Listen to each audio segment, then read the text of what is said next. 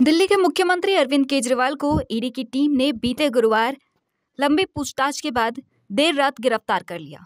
इसके बाद विपक्ष के रडार पर भाजपा की सरकार आ गई है। विपक्ष का कहना है कि बीजेपी तानाशाही कर रही है, केंद्रीय एजेंसियों का इस्तेमाल करके विपक्ष को खत्म करने की साजिश कर रही है। वहीं इस मुद्दे पर झारखंड बीजेपी और सहयोगी आजसू का कहना है कि कानून अपना काम कर रही है और कानून से ऊपर कोई नहीं। उससे पहले मुख्यमंत्री नहीं गिरफ्तार हुए थे देश में। कितना मुख्यमंत्री का हम नाम गिनवाए? लालू प्रसाद यादव, ओम प्रकाश चौटाला, जयललिता जी, करुणानिधि जी, कई मुख्यमंत्री पहले गिरफ्तार हुए। कानून से ऊपर इस देश में कोई नहीं है। और रहा बात केजरीवाल जी का, तो ये तो कट्टर ईमानदार थे। कट्टर ईमानदार थे तो कट्टर बेईमानी क्यों इन्होंने किया? कट्टर भ्रष्टाचारी क्यों इन्होंने बनाया?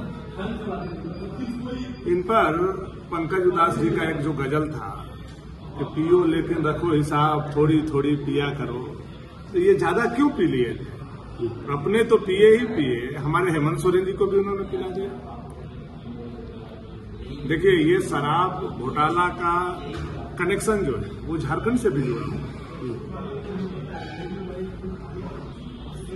दिल्ली, छत्तीसगढ़ और झारखंड, तीनों चीफ मिनिस्टर किंगपिन है शराब घोटाला। चाहे वो अरविंद केजरीवाल हो, चाहे बघेल जी हो, या फिर हेमंत जी हो। और इसके पीछे मास्टरमाइंड भी जो है उसकी भी गिरफ्तारी होनी चाहिए। और कहीं न कहीं ये एनडीए अलायंस के जितने खजांची लोग हैं इसमें इन्वॉल्व हो, इसलिए इसकी तहकीकात तीनों प्रदेशों को जोड़ करके अगर होगा तो मुझे लगता है कि शराब घोटाले में केवल केजरीवाल नहीं, बाकी 2 राज्यों के भी मुख्यमंत्री जेल के सलाखों के पीछे। तो शराब घोटाला में अब झारखंड में भी बन जाओगे तो आपको तो जानकारी है, यहाँ तो इंक्वायरी सेटअप है, ये अलग बात है। लेकिन आप देखिए, जिस होलोग्राम की बात है, जो होलोग्राम यहाँ आया, वही होलोग्राम छत्तीसगढ़ में और वही होलोग्राम का उपयोग दिल्ली में किया गया। और लगभग जो बाइलॉज बना शराब घोटाले का, वो बाइलॉज बनाने वाले लोग, नियम कानून बनाने वाले लोग का भी जो कनेक्शन है वो एक दूसरे तीसरे से, तो ये सारे कनेक्शन एक दूसरे से मेल खाते हैं। मैं तो ये मांग करता हूँ सीबीआई और ईडी से कि शराब घोटाले का जांच छत्तीसगढ़ और झारखंड में भी उसी तर्ज पर होनी चाहिए और उसी के तहत होनी चाहिए जिसमें हमारे अरविंद केजरीवाल जी के ऊपर और उनके टीम के ऊपर।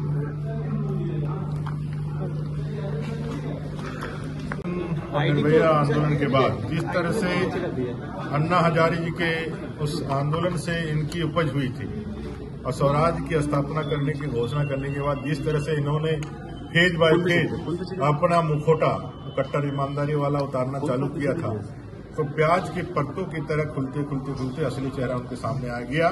पाठशाला का वायदा करने वाला अरविंद केजरीवाल जी मधुशाला के चक्कर में आज हवाला के अंदर है। विपक्ष तो कह रही है कि प्रतिद्वंदियों को हटाने के ईडी, सीबीआई और आईटी का न्यायपालिका है, न्यायपालिका से राहत मिल जाना चाहिए। आपके पास संसाधन है, आप लोगों के कारण, आप लोगों के ताकत के कारण रात में भी आदरणीय सुप्रीम कोर्ट और बड़े न्यायालय जो है आपको सुनते हैं।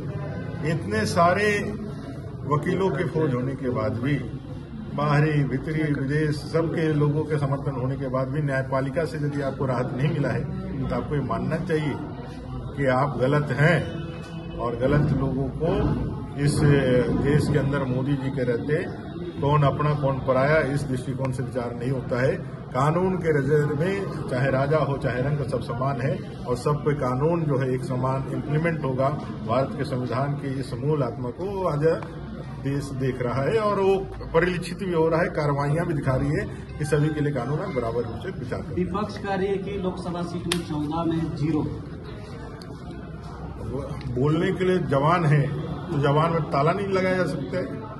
बोलने के लिए कुछ भी बोल सकता है। अब बोलने के लिए बोल रहे हैं तो बोलिए, उसमें क्या उत्तर दे सकते हैं? जनता के बीच में जाइए और जनता 14 का 14 लोकसभा भारतीय जनता पार्टी के नेतृत्व में जीतेंगे। 400 एनडीए जीतेगी, 370।